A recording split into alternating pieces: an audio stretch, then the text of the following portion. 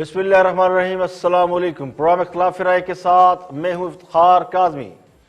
मुल्क में जारी सियासी सूरत हाल के हवाले से और खुद पर लगने वाले इल्जामात के हवाले से फौज ने तशवीश का इजहार किया है और फौज पर लगाए गए इल्जामात को बेबुनियाद करार देते हुए कहा है कि इन इल्जामात में कोई वजन नहीं। ISPR की जानिब से मुल्क की सियासी दाखिली और खारजी सूरत हाल पर ब्रीफिंग देते हुए मुल्क में जारी सियासी मुहाजराई के हवाले से उठने वाले सवालात के जवाबात भी दिए गए। तो PDM की जानिब से जब से जलसों का सिलसिला शुरू हुआ है और इन जलसों में इल्जामात का सिलसिला शुरू हुआ, उसके बाद पहली बार फौज ने इन मामलात पर जरा तफसील से अपने रद्द अमल का इजहार किया और खुद को सियासी मामलात में एक बार फिर न्यूट्रल रहने का दावा किया। DGISPR के मुताबिक फौज सियासी मामलात में मुलव्वस नहीं होना चाहती और इलेक्शन पर शक करने वालों को इलेक्शन कमीशन के पास जाना चाहिए। PDM के रावलपिंडी मार्च के सवाल के जवाब पर जनरल बाबर इफ्तिखार ये कहते हैं कि PDM के रावलपिंडी आने का कोई जवाज नहीं बनता, लेकिन वो आना चाहें तो उन्हें चाय पानी पिलाएंगे, उनका ख्याल रखा जाएगा। जिसका मतलब यह भी लिया जा सकता है कि PDM को रावलपिंडी आने से रोका नहीं जाएगा या फिर चाय पानी से तवाज़ा की जाएगी, यानी मुराद पूरी नहीं की जाएगी। सियासी हालात पर DGISPR की गुफ्तगू का अगर बारीक बीनी से जायजा लिया जाए तो लगता यूं है कि फौज ने यह बात पहली बार तस्लीम की है कि PDM के बयानिए पर फौज को तशवीश है और ये वो बयानिया है जिसमें अस्करी क़यादत पर इल्जाम लगाया जा रहा है कि वो सियासी मामलात में मुलव्वस है और अब इन्हें सियासी मामलात से डिस्टेंस कर लेना चाहिए। PDM के बयानी में बार बार इस बात का इजहार किया जा रहा है कि ताकतवर हल्के खुद को सियासी मामलात से अलग कर लें। तो इसका जवाब तो यही बनता है कि फौज अब सियासत में मुदाखलत नहीं कर रही, ना करना चाहती है, इसलिए फौज को सियासी मामलात में ना घसीटा जाए। अल्हम्दुलिल्लाह फौज अपना काम कर रही है, फौज अपनी कुर्बानियाँ भी दे रही है और फौज अपना काम भी कर रही है। अगर आप ये कह रहे हैं कि जी हम उसको रिस्पॉन्ड क्यों नहीं कर रहे, तो ऐसी कोई इल्ज़ामात में कोई हकीकत हो, कोई वज़न हो तो उसको रिस्पॉन्ड किया जाता है। We have our hands full and हम इन चीज़ों में ना इन्वॉल्व होना चाहते हैं, ना होंगे इंशाल्लाह। फौज का जो काम है वो अपना काम करती रहे, मतलब मुझे उसकी कोई वजह नज़र नहीं आती पिंडी आने की। और अगर इफ एट ऑल वो आना चाहते हैं तो हम इंशाल्लाह उनको चाय पानी पिलाएंगे, अच्छा उनको लुक आफ्टर करेंगे। इससे ज़्यादा मैं क्या कह सकता हूँ। जी, इस ब्रीफिंग के बाद बहुत से तजिया निगार इसका अपने तय तजिया कर रहे हैं। तो बहुत से लोग ये समझते हैं कि ब्रीफिंग में इस तरह के सवाल पहले से तय होते हैं, इसलिए ये नहीं कहा जा सकता कि सवाल अचानक थे या जवाब देना कोई मजबूरी थी। तो समझने वाले समझते हैं कि PDM की जानिब से इस्लामाबाद की बजाय रावलपिंडी की तरफ लॉन्ग मार्च करने का जो ऐलान किया गया था उसका जवाब इनडायरेक्टली दे दिया गया है कि वो रावलपिंडी का रुख ना करें। तो मेरा गुमान ये है कि इशारों में अपोजिशन को बहुत से पैगाम दिए गए हैं और यह भी कहा गया है कि किसी से बैक डोर राब्ते नहीं है, जो ये जाहिर करते हैं कि बात नहीं बन रही, ना इधर से बन रही है ना उधर से बन रही है। तो लोग बहुत से लोग अपने अपने हिसाब से, वो कहते हैं ना कलाम शायर बेजुबान शायर नहीं, बल्कि अपने अपने हिसाब से उसका तर्जमा कर रहे हैं।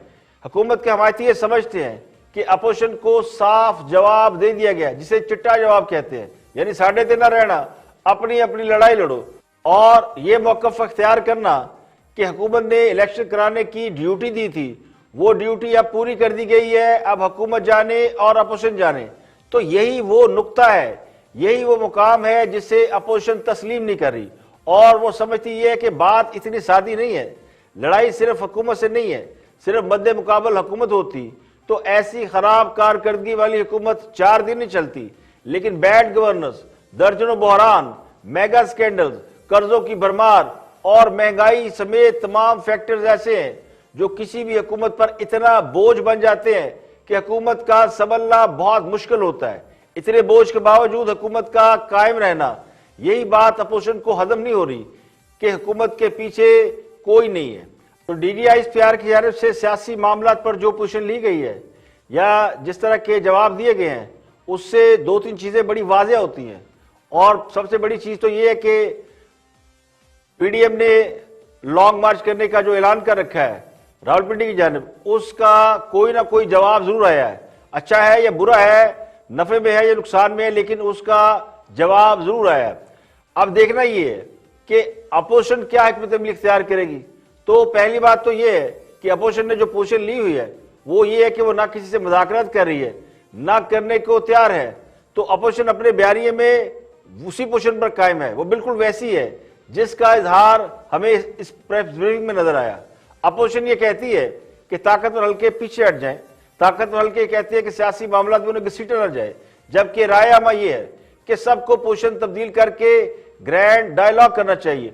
तो सियासी सूरत हाल का अगर जायजा लिया जाए और उसमें इस बयान को देखा जाए, इस प्रेस ब्रीफिंग को देखा जाए, तो समझने वाले तो समझते हैं कि इस तरह की बातें प्रेस ब्रीफिंग में ऐसे अचानक नहीं होती और ना ही जवाब देना कोई मजबूरी होती। समझने वाले समझते हैं कि पीडीएम ने जो रावलपिंडी पर चढ़ाई करने का ऐलान कर रखा था, मौलाना फजलुर रहमान और पीडीएम के लोग बार बार ये कह रहे हैं कि हम रावलपिंडी की तरफ जा सकते हैं, रावलपिंडी की तरफ लॉन्ग मार्च कर सकते हैं। तो मेरा गुमान ये है कि इशारों इशारों में अपोजिशन को बहुत से पैगाम दिए गए हैं और एक पैगाम तो ये है कि हम सियासत में बिल्कुल कोई अमल दखल नहीं हमारा और हमारी तरफ आने की जरूरत नहीं है, आप जाने और हुकूमत जाने। और ये ऐलान करना कि वो किसी से बैकडोर राब्ते में नहीं है, जो ये जाहिर करते हैं कि बात अभी बन नहीं रही, यानी सूरत हाल स्टेटस को पर खड़ी है, ना उधर से बात बन रही है ना इधर से बात बन रही है। बहुत से लोग अपने अपने तरीके से इन बातों का तर्जमा कर रहे हैं और करेंगे भी। हुकूमत के हमायती जो तर्जमा कर रहे हैं वो ये कहते हैं कि अपोजिशन को साफ जवाब मिल गया है, जिसे चिट्टा जवाब कहते हैं, यानी साढ़े दिन न रहना। और इसका मतलब ये है कि अपोजिशन अगर इस्लामाबाद की बजाय रावलपिंडी जाना चाहती है तो फिर शौक से आए, लेकिन इस मामले में एस्टैब्लिशमेंट अपना कोई रोल प्ले नहीं कर सकती। तो जो पहले हम कहते थे कि ये पैगाम दिया गया है कि हुकूमत जाने और अपोजिशन जाने, वो मुझे लगता है कि अब भी पोजीशन वही है। इलेक्शन में धांधली के हवाले से जो इल्जाम लगे हैं या बार बार उनका जिक्र किया जाता है, उसके हवाले से एक बात आज फिर वाज़ेह की गई और ये कहा गया कि इलेक्शन कराने की उन्हें ड्यूटी हुकूमत वक्त ने दी थी और वो ड्यूटी उन्होंने पूरी कर दी है। अब हुकूमत जाने और अपोजिशन जाने या बाकी सियासी जमातें जाने, तो यही वो नुक्ता है जिसके ऊपर बात इस वक्त खड़ी हुई है। हर एक की अपनी पोजीशन है, हुकूमत की अपनी पोजीशन है, अपोजिशन की अपनी पोजीशन है और आज फौज की जानिब से भी एक पोजीशन ली गई है और वो पोजीशन ये है कि सियासत में वो कोई इंटरफेयर नहीं कर रहे, ना करना चाहते हैं, ना वो समझते कि उन्हें सियासत के अंदर इन्वॉल्व किया जाए। तो लड़ाई सीधी सीधी हुकूमत और अपोजिशन की है, लेकिन अपोजिशन ये बात नहीं मान रही, ये तस्लीम नहीं कर रही। अपोजिशन ये समझती है कि बात इतनी सादी नहीं है कि हुकूमत की कारकर्दगी अच्छी नहीं है और अगर मद्दे मुकाबले से हुकूमत होती तो फिर ऐसी खराब कारकर्दगी वाली हुकूमत 4 दिन नहीं चलती, बहुत पहले गिर जाती।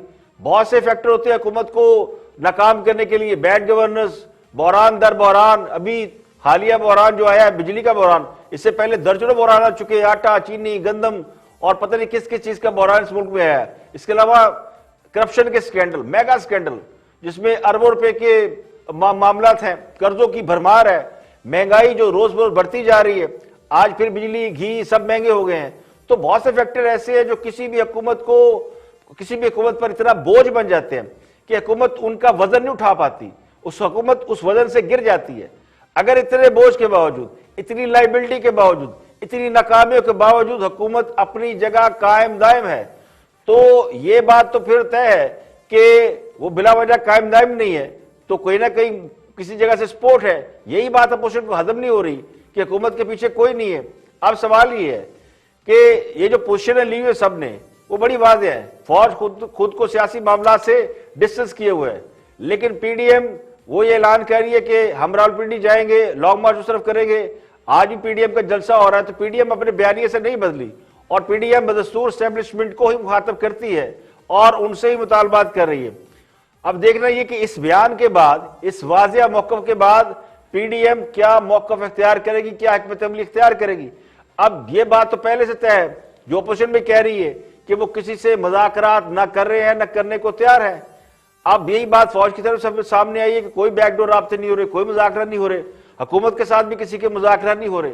तो फिर जो मुज़ाकरात के लिए लोग मूव कर रहे हैं, बहुत से लोग जाके शबाशियों से मिल रहे हैं, बहुत से लोग किसी और से मिल रहे हैं, तो फिर ये कौन लोग हैं, फिर ये किसकी तरफ से मुज़ाकरात कर रहे हैं? तो ये बहुत अहम और बहुत ही बड़ा क्वेश्चन मार्क है। अपोजिशन ये कहती है कि ताकतवर हल्के पीछे हट जाएं, ये मौकफ है। अब ताकतवर हल्के कहते हैं कि हम हैं ही नहीं और सियासी मामला में हमें घसीटा न जाए, जबकि राय आमा ये कहती है, जो पब्लिक वॉइस है वो इस वक्त लाउड एंड क्लियर है, वो सब लोग कह रहे हैं और उसमें अपोजिशन ने एक स्टैंड लिया हुआ है और अपोजिशन का ये मुतालबा था सबसे पहले कि ग्रैंड डायलॉग किया जाए। तो इस वक्त सारे के सारे लगता यूं है, तासुर ये है कि सब अपनी अपनी पोजीशन में खड़े हैं, एक बंद गली में खड़े हैं और सियासी मामलात कोई बहुत ज्यादा बेहतरी की तरफ नहीं जा रहे। ये उस वक्त बेहतरी की तरफ जाएंगे जब लोग आपस में बात करनी शुरू करेंगे, जिसे आम जुबान में कहा जाता है कि ग्रैंड डायलॉग किया जाए। तो लगता ही है कि ग्रैंड डायलॉग के बगैर इस सूरत हाल का हल निकलना मुमकिन नहीं। अब इस ग्रैंड डायलॉग के लिए जिसको बड़े का किरदार अदा करना चाहिए, जिसको स्टेप फॉरवर्ड होना चाहिए, वो जिन्होंने आज प्रेस कॉन्फ्रेंस की है। आगे बढ़ते और बात करते हैं, वज़ीर आज़म इमरान खान कोयटा बिलाखिर चले गए, लेकिन उन्होंने अपनी शर्त मनवा ली कि वो किसी से ब्लैकमेल नहीं होंगे। तो जिनको उन्होंने ब्लैकमेल कहा उन्होंने शर्त मान ली और तदफीन कर दी। उसके बाद कोयटा के कोयटा पहुंचने के बाद उन्होंने मुतासरीन से गुफ्तगू भी की। उसका एक हिस्सा बड़ा अहम है, मैं चाहता हूँ कि वो आप सुने और उसके ऊपर हम बात करें। वज़ीर इमरान खान जब मिले कोयटा में मुतासरीन से, शोहदा के वर्सा से, तो उन्होंने क्या कहा और अपने ना आने की जो वजूहात बताई, वो वजूहात बड़ी ज़बरदस्त है। तो वॉच वज़ीर इमरान खान।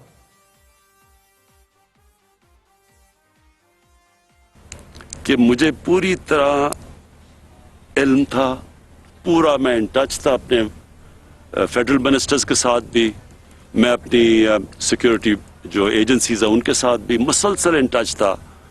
पूरी तरह मैं ये फॉलो कर रहा था, एक एक चीज़ मैं देख रहा था कि क्या हो रही है।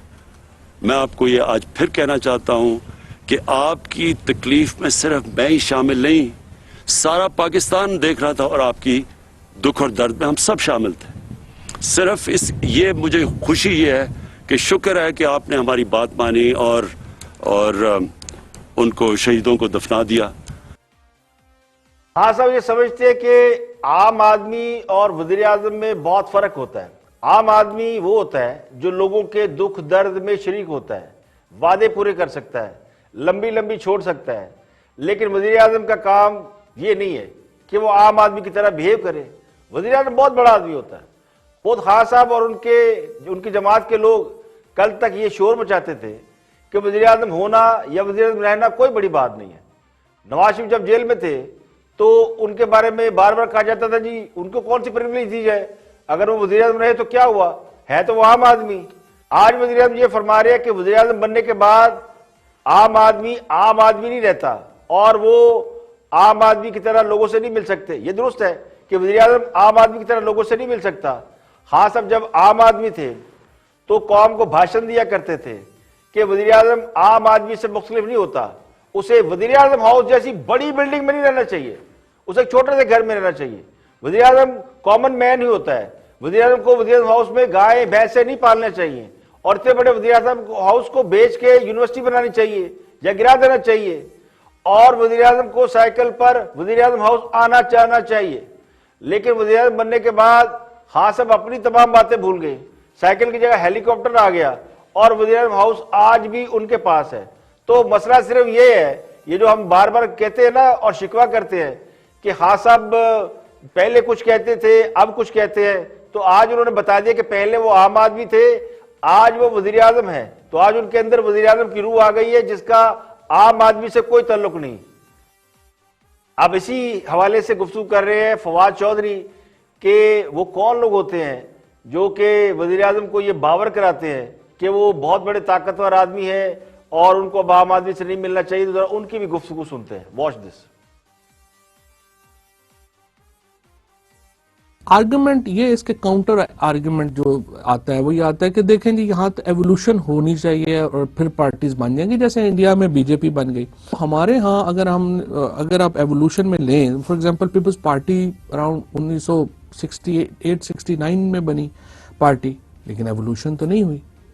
वो तो उसमें तो कोई पार्टी के, मसलन आप देखें जो इतने बड़े बड़े एतजाज एहसन साहब जैसे जो लीडर हैं वो तो बिलावल भुट्टो के लिए जो है वो एतजाज साहब तो खैर नहीं खोलते, लेकिन बहरहाल वो भी उनको जो है वो तो आपके यहाँ भी ये पोजीशन है। इमरान खान साहब के सामने किसी ने मुंह खोल दिया तो वो उसके करीब वो फिर वो जहांगीर तरीन हो, वो जावेद हाशमी हो, वो कोई भी। इमरान खान को ये तो नहीं कहा जा सकता ना कि वो कोई विरासती नहीं है, वो उनका अपना तो मेरिट है, नीचे वो अपनी पार्टी की। लेकिन थोड़ा सा डिक्टेटरशिप और माजरत चाहता हूँ यानी फाशिज्म का आंसर यहाँ पे भी आपको नजर नहीं आता बहुत ज्यादा? नहीं, इतना नहीं होता वैसे। यहाँ पे तो आप बात देखें ना, बातें तो हम सारी कर लेते हैं, अंदर भी कर लेते हैं। तो प्रॉब्लम ये होता है कि हर ओहदों के ऊपर भी ना आके कुछ माहौल इर्द गिर्द भी ऐसा हो जाता है, छोटा मोटा हो जाता है। ये बात दुरुस्त है कि प्राइम मिनिस्टर साहब अगर कुछ इस तरह के फैसले नहीं कर सकते तो उसकी एक वजह ये भी है कि वो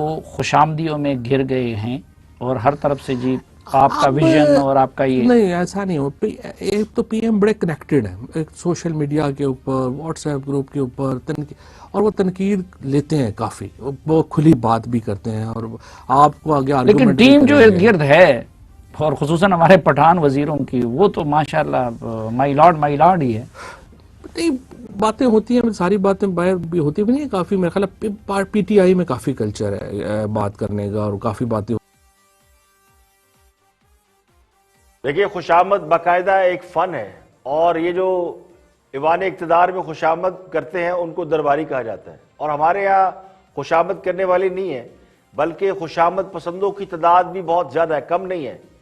सारे लीडर कमोबेश खुशामद पसंद होते हैं और ऐसे लोगों को अपने इर्द गिर्द रखना पसंद करते हैं जो उन पर तनकीद ना करें, ना उनसे बहस करें। बादशाह सलामत को ये बताते रहे कि बादशाह सलामत आपके अहद में रियाया सुख चैन की बांसुरी बजा रही है और आपके दौरे कुवत में गरीब खुशहाल हो रहा है, साहब आलम को दुआएं देता है। यही खुशामदी तो आलम पना को यह बताता है कि जनाब आपने किसी के मुतालबे पर कोयटा नहीं जाना, ब्लैकमेल नहीं होना किसी से। कोई बुलाएगा तो उसका मतलब है ब्लैकमेल हो रहा है, बल्कि अपनी शराइत पर जाना है।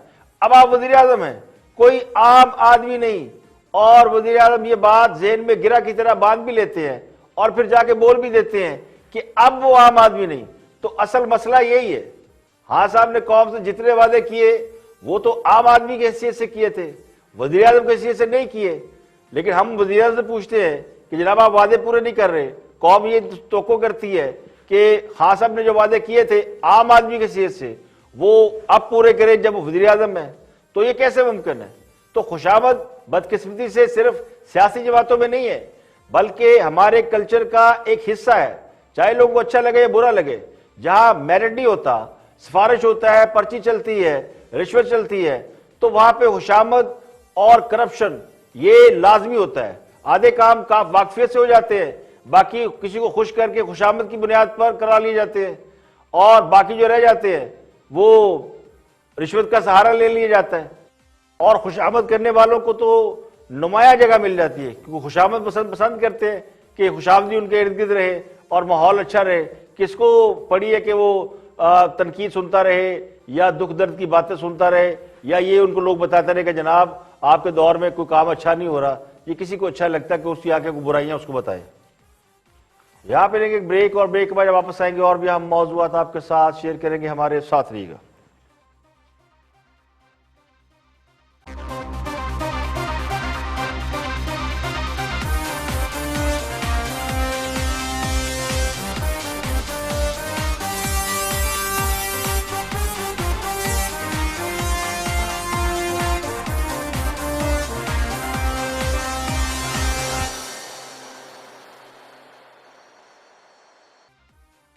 Welcome back. आप देख रहे हैं प्रोग्राम इख्तिलाफ में इफ्तिखार काज़मी। आगे बढ़ते हैं और हसन निसार गुफ्तगू कर रहे हैं वज़ीर आला उस्मान बुज़दार के इस बयान के हवाले से, जिसमें उन्होंने दावा किया कि गुज़श्ता 2.5 साल में इस हुकूमत का कोई स्कैंडल सामने नहीं आया, कोई माली स्कैंडल, कोई करप्शन का स्कैंडल सामने नहीं आया। पहले सुनते हैं हसन निसार साहब, उसके बाद बात करते हैं अपनी। उस्मान बुज़दार साहब ने कहा है कि 2.5 साल में कोई स्कैंडल नहीं आया, तो इससे कारकर्दगी समझना चाहिए क्या? देखो शिजिया, ये टेम्पटेशन रेजिस्ट करना ये बड़ा मुश्किल काम होता है। ये बंदों का इम्तिहान होता है जिंदगी में। जो 2-4 इंसानों की टेम्पटेशन होती हैं, मैं उनकी तफसील में नहीं जाऊंगा, उनकी मज़ाहमत करना ये बड़ा मुश्किल काम है। और अगर आपको याद हो, इलेक्शन से पहले मेरा एक तकिया कलाम रहा है कि इस मुल्क को लूटना बंद कर दो तो ये वायबल है, यहां भूखा कोई नहीं सोएगा, ये मुल्क वायबल है। और तब मैं उन दिनों, अगर याद हो आपको, मैं कहा करता था कि पाकिस्तान का जो इक्तसादी बर्तन है इसका तो ये लोग पेंदा ही खा गए हैं जी, बिल्कुल, अब इसमें मुझे समुंदर याद भी है, डालोगे हाँ। तो नहीं रुकेगा। पेंदा वाकई लग गया है। उस्मान बुज़ार ने ये जो इतना बड़ा दावा किया है, हवा में तो नहीं कर दिया है, लोग हंस हंस के पागल हो जाते हैं अगर ये गलत होता। उस बंदे ने बात 100% दुरुस्त की है। हर हफ्ते तो एक स्कैंडल सुनने में आते थे, नित नया स्कैंडल आता था, अब नहीं है कोई इस तरह की बात। लेकिन साथ में परफॉर्मेंस में भी थोड़ी सी छोड़ते हैं लोग, तवज्जो देना जरूरी है। हाँ, डेफिनेटली वो तो है। वो तो पाकिस्तान जैसे मुल्क में तो किसी को 20 साल भी मिल जाए। मैं जो कहता हूँ रोड मैप 15 साल का हो, तो मैं खुद कई बार सोचा है मैंने कि 15 को बढ़ा के 20 करना चाहिए, जिसमें मैंने कहा कि बुनियादी पिलर्स हों, प्राइमरी एजुकेशन पे फोकस करो, पॉपुलेशन मैनेजमेंट, ये वो वगैरह। लेकिन बहरहाल उस्मान बुज़दार का ये दावा, बिल्कुल इसमें कोई शक नहीं, ठीक, कोई इस तरह का स्कैम। अल्लाह जाने हम किसी और मुल्क में रहते हैं या वो लोग किसी और मुल्क की बात करते हैं जो ये कहते हैं कि इसे कहते हैं आंखों में धूल झोंकना। साबका हुकूमतों के दौर में कोई स्कैंडल डबल फिगर से ऊपर नहीं था, 5 अरब, 10 अरब, 3 अरब, 20 अरब, 29 अरब। अब मौजूदा दौर हुकूमत में देखें तो बात 3 फिगर से ऊपर निकल गई है। एक भी स्कैंडल ऐसा नहीं है जो 100 अरब से कम का हो। शायद इसीलिए इसे ना करप्शन समझा जा रहा है, ना इसे स्कैंडल समझा जा रहा है। 100 अरब की दिहाड़ी लगाना करप्शन नहीं हो सकती, तो यकीनी तौर पर इसे आर्ट समझ लिया गया है। अब सबसे बड़ा तो फूड स्कैंडल है, जिसमें चीनी, गंदम और आटा शामिल है, और यह स्कैंडल पंजाब हुकूमत में सबसे ज्यादा रहा। चीनी में 500 अरब, गंदम में कई सौ अरब, पेट्रोल में तो लामहदूद, अद्वियात में भी कई सौ अरब। तो इसे कहते हैं कि है को आकर कुछ नजर आते हैं कुछ और। अब ये जो फूड स्कैंडल है इसमें तो बुज़दार साहब का अपना नाम आता है। तो जितना बड़ा फूड स्कैंडल इस हुकूमत के दौर में आया, माजी में इसकी कोई मिसाल नहीं मिलती। हाँ, ये जरूर कह सकते हैं, बहुत से लोग ये समझते हैं मौकफ है, हो सकता है कोई माने इस मौकफ को ना माने, लेकिन मौकफ जरूर है कि पहले छोटी मोटी चोरियां होती थी, अब डाके पड़ रहे हैं। पहले चोर भी छोटे मोटे थे, अब उसमें बड़े बड़े लोग शामिल हो गए और इतने ताकतवर हैं कि उनके स्कैंडल भी उनके मुसाहिबीन को स्कैंडल नहीं लगते। उनकी बातें सुने तो लगता यूं है कि मुल्क में दूध और शहद की नहरें बह रही हैं, और जमीनी इकाई पर नजर दौड़ाएं तो लगता यूं है कि सब कुछ तबाही की जाने बढ़ रहा है। Helicopter scandal, 360 dam scandal, billion tree scandal, BRT scandal, PIA scandal, अद्वियात स्कैंडल, पेट्रोल स्कैंडल, आटा स्कैंडल, चीनी स्कैंडल, ये सब स्कैंडल नहीं तो और क्या है। तो लगता यूं कि बुज़दार साहब ने स्कैंडल किसी और चीज का नाम रख लिया है। आगे बढ़ते और थिंक टैंक में गुफ्तगू कर रहे हैं खावर घुमन तजियाकार हैं, देखते हैं कि वो क्या फरमाते हैं, उनका तजिया देखते हैं। जब उनसे सवाल किया जाता है तो फिर वो कहते हैं कि जी मैं इस वक्त जो सारी पॉलिसीज हैं वो उस मेरी डायरेक्शन के ऊपर जो खारजा पॉलिसी है, मेरे साथ फौज खड़ी है मुल्क के अंदर, जो जहां पे मुझे मदद चाहिए, कोविड पे मदद चाहिए, मुझे टिड्डी बिल पे मदद चाहिए, या किसी भी इशू के ऊपर मुझे मदद चाहिए तो फौज को मैं बुलाता हूं, मेरे साथ खड़ी है। कोई ऐसा काम नहीं है, ये प्राइम मिनिस्टर साहब की ऑन द रिकॉर्ड स्टेटमेंट है, जो मेरी मर्जी के खिलाफ जो है मौजूदा जो मिलिट्री लीडरशिप है वो कर रही हो। उनसे पूछा गया, जो नवाज शरीफ साहब ने इल्जाम लगाया कि माजी में मेरे से एक DA ISI ने जो आके इस्तीफा मांग लिया, तो जब ये सवाल उनसे पूछा गया उन्होंने कहा जब मेरे से कोई इस तरह मांगेगा तो मैं तो उसका इस्तीफा अपने सामने रखवा लूंगा।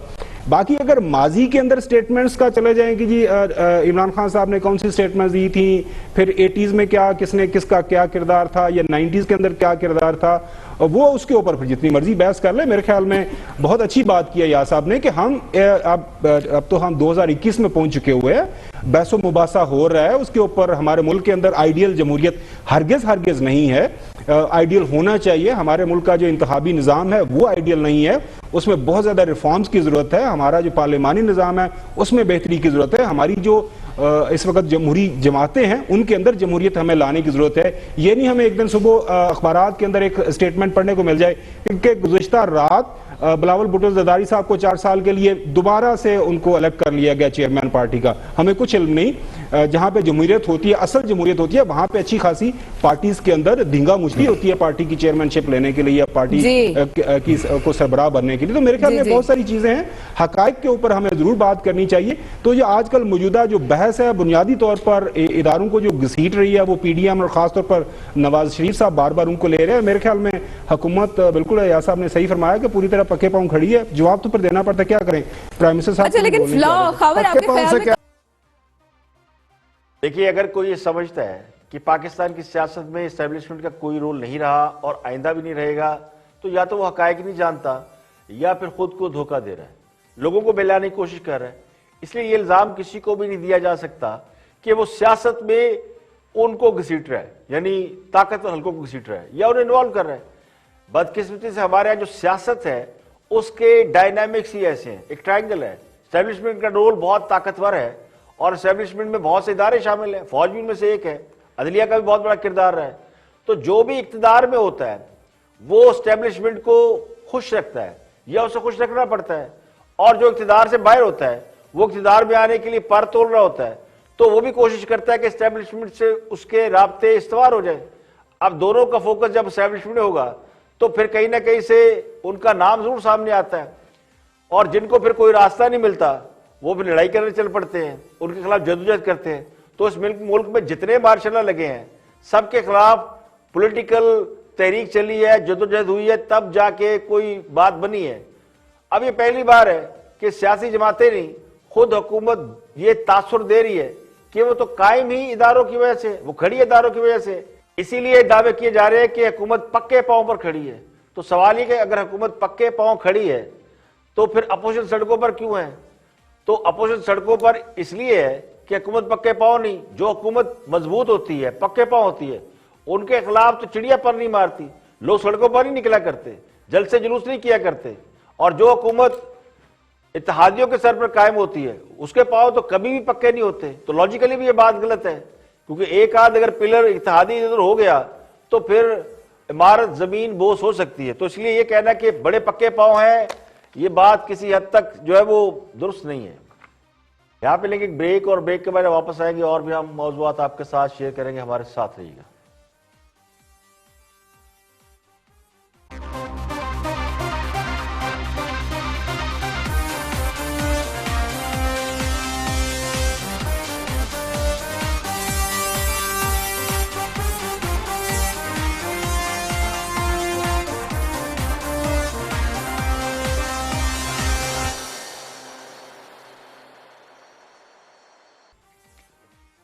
Welcome back. आप देख रहे हैं प्रोग्राम इख्तिलाफ राय और मैं हूं इफ्तिखार काज़मी। इतने बहरानों के बाद एक और बहरान जो है वो मुंह खोले खड़ा है, और ये बहरान है अब की बार बिजली का बहरान। हफ्ते की रात को ब्रेकडाउन हुआ और पूरे मुल्क की कमोबेश बिजली चली गई। उसकी मुख्तलिफ वजूहात बताई जा रही हैं, अब उसकी इन्वेस्टिगेशन हो रही है। लेकिन सोने पे सुहागा ये है कि आज बिजली की कीमत जो है वो बढ़ा दी गई। तो लोग कह रहे हैं जी पावर ब्रेकडाउन करना ही था तो फिर बिजली की कीमत बढ़ाने की क्या जरूरत थी, बिजली बंद ही कर देते। अब सूरत हाल ये कि हर घंटे बाद बिजली जा रही है बहुत से शहरों में। लाहौर समेत कई शहर ऐसे हैं जहाँ पे बिजली अभी तक मुकम्मल तौर पर या तो बहाल नहीं हुई, और अगर बहाल हुई है तो उन्हें वक्फे सप्लाई की जा रही है। 1 घंटा बिजली जाती है, 1 घंटा आती है। सनती यूनिट को सप्लाई मुअत्तल है, और लाहौर में जहाँ हम बैठे हैं हर घंटे बाद जो है बिजली मुंह दिखाने के लिए आ जाती है, 1 घंटे के लिए, और फिर चली जाती है। तो ये सूरत हाल है, कारोबारी जिंदगी मुतासर हो रहे हैं। लेकिन आपने घबराना नहीं, क्योंकि इसकी इन्वेस्टिगेशन शुरू हो गई है और इस इन्वेस्टिगेशन में मुख्तलिफ चीज़ें निकाली जा रही हैं। सेंट्रल पावर जनरेशन कमेटी ने मुल्क भर में बिजली का ब्रेकडाउन ख़त्म होने के बाद यानी इसकी तहकीकात की, और इसमें गुद्दू थर्मल पावर स्टेशन को जिम्मेदार ठहराया और उसके 7 एहलकार मुअत्तल कर दिए। मुअत्तल होने वालों में एडिशनल प्लांट मैनेजर है, जूनियर एहलकार है, यानी छोटे मोटे 4-5-6 लोग हैं, उनको इब्तदाई इंक्वायरी के बाद फारिग कर दी गया है, क्योंकि इतना बड़ा ब्रेकडाउन हुआ तो किसी न किसी को कुर्बानी का बकरा बनना ही है। तर्जुमान पावर डिवीजन कहता है कि हफ्ते की रात को 11:41 पर गुद्दू पावर प्लांट में खराबी पैदा हुई, जिसके सबब मुल्क की हाई ट्रांसमिशन में ट्रिपिंग हुई और 1 सेकंड से भी कम वक्त में सिस्टम की फ्रिक्वेंसी 50 से 0 पर आ गई और पावर प्लांट बंद हो गए। पावर प्लांट के सेफ्टी सिस्टम ने खुद को शटडाउन करना शुरू कर दिया और फॉल्ट के बायस 10,302 मेगावाट सिस्टम से बाहर निकल गए। National transmission and dispatch company यानी एनटीडीसी का 500 केवी का सिस्टम ट्रिप करने से बिजली की तरसील जो है वो मुनक़ता होगी। तो ये पावर ब्रेकडाउन के हवाले से मौक़िफ़ इख्तियार किया जा रहा है कि पूरे मुल्क में ये जो ब्रेकडाउन हुआ है इसमें हुकूमत का मौक़िफ़ ये है कि इसमें भी गलती साहब का हुकूमत की है, क्योंकि उन्होंने वो जो सिस्टम है कहते हैं ना बिजली पैदा कर ली और लाइनें नहीं बिछाई, तो वो ठीक कह रहे हैं। इसमें गलती साबका हुकूमतों की है, क्योंकि ये काम उन्होंने करना था। नई हुकूमत का तो ये काम है नहीं, ना उन्होंने करना है, ना उन्होंने बिजली पैदा करनी है, ना उन्होंने सिस्टम ठीक करना है। तो अगर जो सिस्टम बना के गए थे वो बिजली की जो तारें हैं उनकी मेंटेनेंस का काम भी कर जाते, यानी जो डिस्ट्रीब्यूशन होती है उसका कर जाते। आप पता नहीं डिस्ट्रीब्यूशन की वजह से बिजली गई है किसी और वजह से गई है, लेकिन ये इल्ज़ाम भी वो कहते हैं ना हमारी तवक्को के ऐन मुताबिक हुकूमत ने साबका हुकूमतों पर डालकर जान तो छुड़ा ली है। और दो चार छोटे मोटे कुर्बानी के बकरे, जिस तरह पेट्रोल का स्कैंडल आया था तो उसमें भी जो मेन लोग हैं वो भी तक बैठे हैं बराजमान, और वो जिन्होंने एलएनजी बर वक्त नहीं खरीदी वो भी आराम से बैठे हुए हैं। तो छोटे मोटे लोगों की कुर्बानी हो जाती है। तो ये पावर ब्रेकडाउन भी कुछ छोटे मोटे लोगों की कुर्बानी लेकर चलता बना है, लेकिन इसके बावजूद मुल्क भर में बिजली का बहरान जारी है। और बात यही खत्म नहीं हुई, बात चली गई बिजली की कीमत के ऊपर, और नेपरा ने बिजली की कीमत जो है कि 1 रुपया 6 पैसे बढ़ा दी है। नोटिफिकेशन के मुताबिक बिजली की कीमतों में इजाफा माहाना फ्यूल एडजस्टमेंट की मद में किया गया है। यानी अभी जख्म ताज़ा ही थे, यानी हफ्ते की रात को लोगों ने अजाब की रात गुजारी, सुबह कोई 8-10 घंटे बाद बिजली आई, 11 बजे गई, तो 9 बजे 9:30 बजे करीब बिजली सिस्टम बहाल होना शुरू हुआ, जो अब तक सही बहाल नहीं हुआ।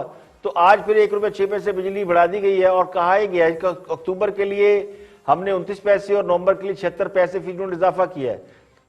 कीमतों में इजाफे के बाद सार्फिन पर 8 अरब 40 करोड़ का इजाफी बोझ पड़ेगा, जबकि जो बिजली के बिल है वो आपको जो इस महीने बिल आएंगे जनवरी के उसमें लग कर आएगा। तो कहते ना मुश्तरी होशियारबाज, साढ़े दिन रहना जागते रहना, तो बिजली के बिल जो है वो आपको लग कह रहे हैं। बेशक आपकी बिजली चली गई थी और जाती रहेगी, लेकिन आपको बिजली के बिल भरना पड़ेंगे, क्योंकि इसमें कसूर है साबका हुकूमतों का। उनको चाहिए था सिस्टम भी ठीक करके जाए, और ये तवक्को उनसे की जा सकती थी।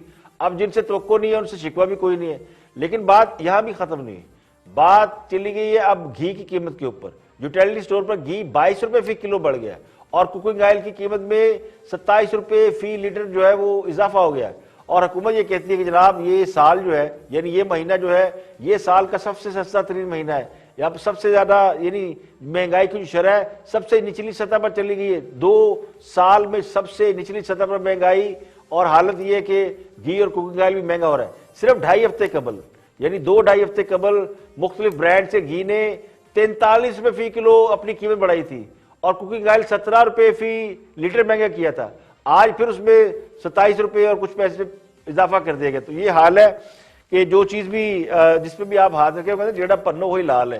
तो महंगाई रुकने का नाम नहीं ले रही, और जो लोग समझते हैं कि उनको जो फैसिलिटीज मिलनी चाहिए, जो उनका बुनियादी हक है बिजली गैस और पानी, उसकी कीमतें जो आए रोज बढ़ रही हैं, और अब बढ़ नहीं रही, उनकी बाकायदा शॉर्टेज हो रही है। एलएनजी है नहीं, बिजली की पैदावार में भी कमी हो रही है, और बिजली का ब्रेकडाउन भी शुरू हो गया है। और गैस की शॉर्टेज तो सबके सामने है कि एलएनजी अगर बर वक्त खरीदी जाती तो इस दफा गैस की शॉर्टेज ना होती। तो लोगों के घरों में गैस नहीं है, बिजली नहीं है, तो फिर अगर लोग ये कहें कि हम पत्थर के हैज में जी रहे हैं, तो उनको समझाना ये कि भाई यही है नया पाकिस्तान। और अब बात करेंगे सेनेट इलेक्शन में ओपन बैलेटिंग के हवाले से। सदारती रेफरेंस के समाअत हुई सुप्रीम कोर्ट में। सुप्रीम कोर्ट ने यह रिमार्क्स दिया कि ओपन बैलेटिंग के लिए पूरे आईनी ढांचे को जांचना पड़ेगा, और अदालत मजबूरी तौर पर जायजा लेकर इसका फैसला करेगी।